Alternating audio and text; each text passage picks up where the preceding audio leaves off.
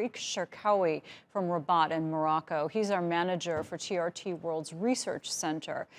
Tell us what this looks like. I mean, from what we're hearing, we heard statements from the president. Now we're hearing from the parliamentary speaker. This is setting up the two of them against each other, really two factions here. It's difficult to see where this is headed at this point. Well, I think what we are witnessing, in fact, is the playbook, the coup d'etat playbook. In fact, the definition of coup d'etat, not coup, but coup d'etat, is something that is done internally by the highest spheres of the state. In this case, President Kais Saied is conducting a coup d'etat, albeit a constitutional coup d'etat with a very wrong interpretation of Article 80 of the Constitution. But this is still a coup d'etat that has been stopping the Constitution, that has been suspending the parliament, that has been suspending political life, that has been lifting immunity of the parliamentarians, that has been putting his own presidential palace security at the head of the for the interior ministry. So basically what Kais Saied has been doing in this case is being the judge, the jury, and the executioner. And this is what we are witnessing now is an unfolding coup d'etat. It has not succeeded yet because we have yet to see how the reaction of all the constituents of the security forces and the military. The Tunisian military has traditionally refrained from moving into a repressive mode quickly, as the situation that happened back in 2011. So it's a really a wait and see situation. There are still possibilities that the coup d'etat doesn't succeed. There are also foreign powers that are supporting this coup d'etat, and I think the UAE has its fingerprints and its modus operandi all over what we have seen recently. So the president claims that he has only suspended the parliament for 30 days, according to the Constitution. And we know that there's a real question as to whether this action is even constitutional in the first place, given what he considers a crisis, which were these protests. So if the parliament does come back in 30 days, does that mean that this is not going to be a coup? Or does it seem like the president has no intention of reinstating parliament in that period of time? Well, I think we have to see the wider view here and to compare and contrast the situation of different coups d'etat. One of them happened in Egypt back in 2013, and we can see a lot of similarities between the Tunisian situation and the Egyptian situation. Yes. Basically, the branding is different. You know, this is what's happening. What we have seen in the last 10 years is that people are trying to conduct a coup d'etat, but not call it by its name. Trying to call it a revolution. In this case, trying to sell it as a constitutional rectification or something like that. So my concern, and I will be frank with you, I don't think this is just going to be for a period of 30 days. I think this is a fully fledged coup d'etat. I think it's just the way of selling it, of branding it to the masses and to the foreign opinion internationally. And I think what's happening when we see the way how he took all powers in his hand, including the powers, he is now the head of public prosecution, he's the head of the military, he's the head of the security forces, he has suspended parliament. So there is no checks and balances in place. It's everything. All signals are in the red, and we have not to be gullible in any way, shape, or form. This is a coup d'etat unfolding, and I think the international opinion, world opinion, needs to react in a concerted manner. All right, that is the very real fear. Let's listen in again to part of that interview that TRT Arabi did with the Speaker of Parliament, Rashid Ghannouchi. These kinds of decisions had negative effects on everyone, and the Nahda Party is a result of many years of democratic efforts.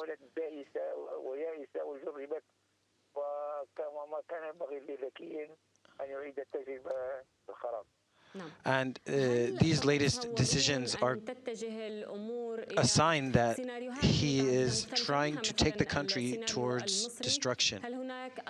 The outside forces that are supporting this effort are the ones that are providing media coverage for these kinds of ideas.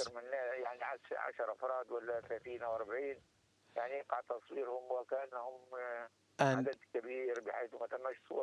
their numbers are not so big. Some people are trying to make them seem larger in number than they really are.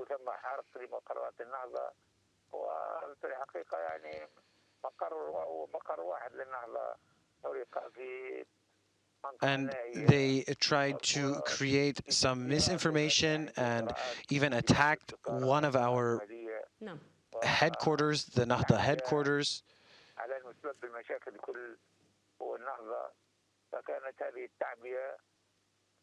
So we're seeing this very stark split now between the president and the Speaker of Parliament. Tarek, is the population, is the public opinion similarly split? We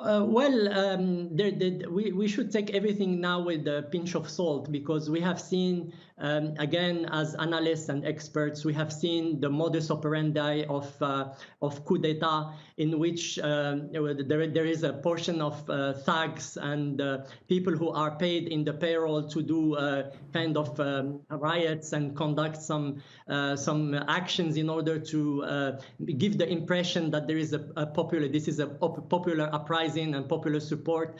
So we have to be really cautious at this stage, because we know for sure that there have been a lot of money pouring in the country from the UAE and from other international forces that are keen to derail the democratic experiment in Tunisia.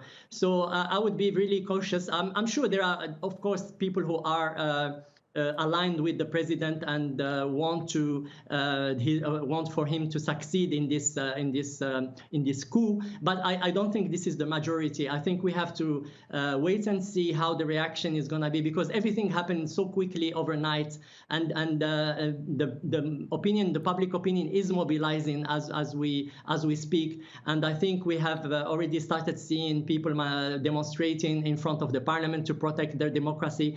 So I think let's adopt a wait-and-see situation. I don't think the coup d'etat has succeeded 100% yet. I think there's still a possibility of a counter-mobilization of the coup, but we have to remain cautious and follow the situation closely, minute by minute.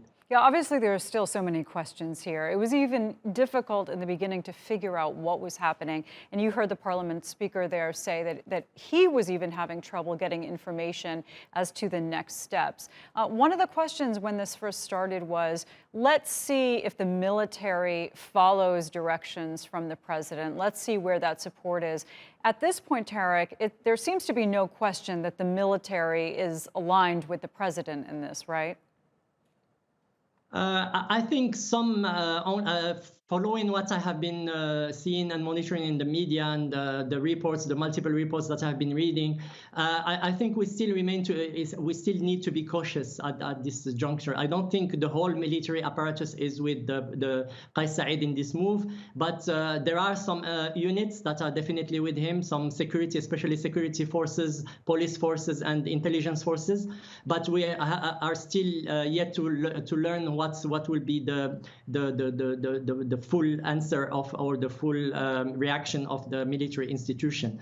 I think if you want me to foresee some of the moves in order to see if this is a fully fledged coup d'etat, I think the next steps would be the arrest of some political opponents to Kais Saied, and the other step would be the total curtailing of some freedoms, media freedoms, civil liberties freedoms, and the last one, which is part of what's happened in the playbook in Egypt, is probably the apparition of a false flag terrorist organization in order to justify all the repressive measures that will take place, in the future. But this is just a forecast, and I hope this is not what's gonna take place.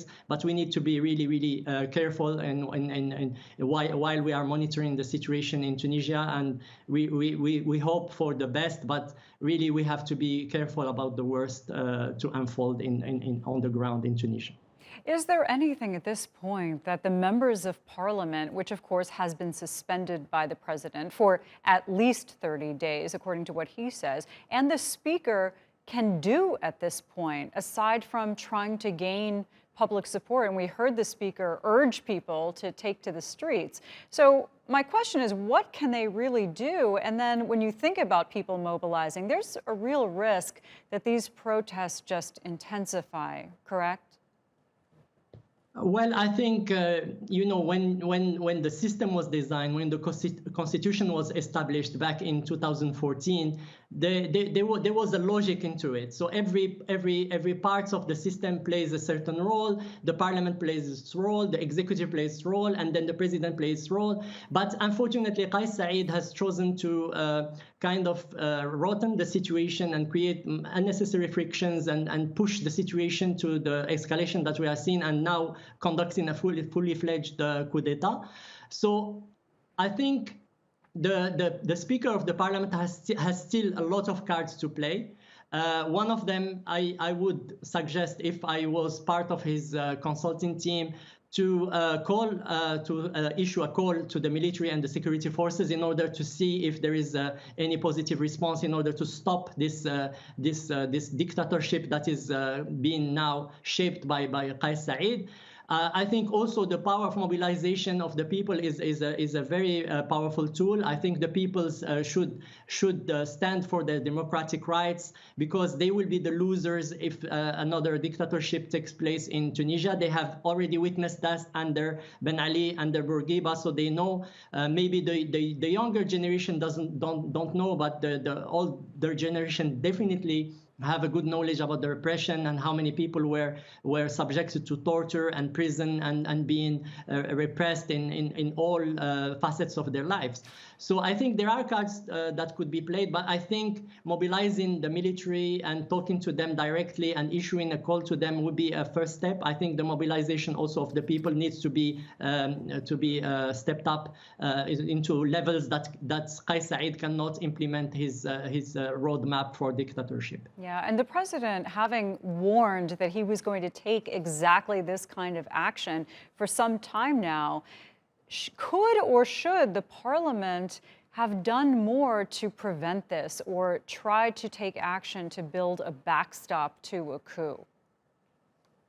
Well, I think, to be honest, I think Ghannouchi and Nahda Party, many other parties have done their best in order to establish a collaborative platform. They have been reaching out to all colors of the political spectrum, to everybody involved in the political sphere. They have been engaged in dialogue for 10 years.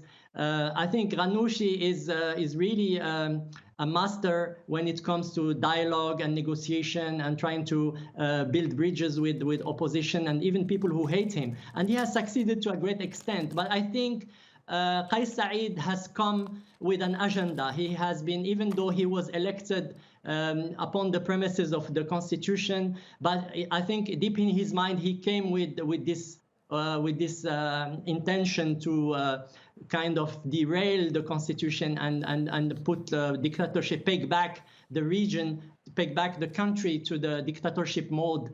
I think this is what he has been maybe intending to do for a long time. The people, all other parties have tried to reason with him, including Meshishi, which was the prime minister, who was the prime minister and who was actually chosen by Kais Saied. But then Kais Saied is a very antagonistic persona. You have to see the people he hired within his presidential team. Like 2/3 of them have already resigned. He's not somebody who can work with others. He just wants to use diktat and use orders in order to achieve his whatever he believes in. And of course, these are a clash between two two views, two worldviews. One, Ghannouchi, who believes in negotiation, who believes in dialogue, who believes in collaborative frameworks, and one, Kais Saied, who believes what Napoleon Bonaparte used to say, or Louis XIV used to say, l'État c'est moi, the state is me. And I think this is a clash of worldviews. This is a clash of characters, and the situation will tell us which one will be winning at the end. Tarek, it's so great to have your analysis. Thank you for that.